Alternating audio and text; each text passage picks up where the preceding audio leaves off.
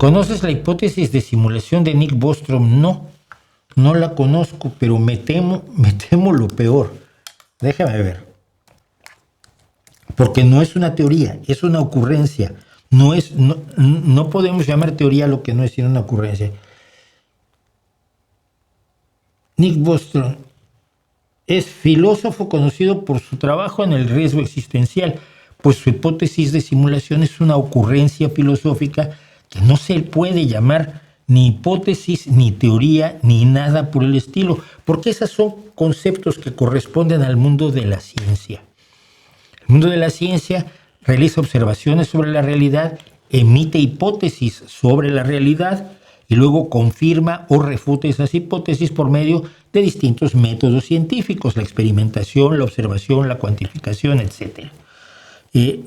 Mucha gente, por desgracia, y yo se lo he visto a físicos aquí en YouTube, físicos que tienen un montón de seguidores y que dicen el método científico es el método experimental. No, si el método científico fuera el método experimental, por ejemplo, la geología,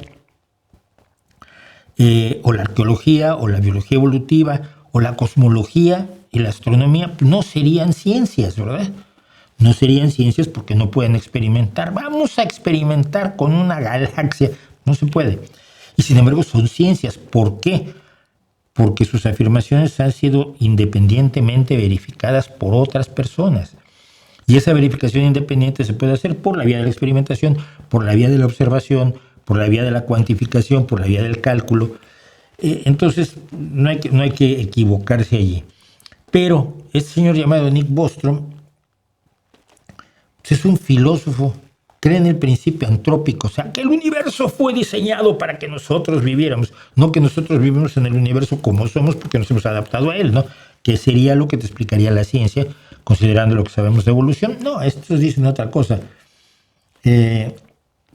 Los riesgos de la superinteligencia, no. Este es un filósofo, déjalos. No son sanos, de verdad. No son sanos porque andan por caminos donde necesitan ser originales, pero no te aportan nada más que dudas que podrías tener tú solo sin que alguien te diga que las has resuelto, que eso es lo falso, ¿no?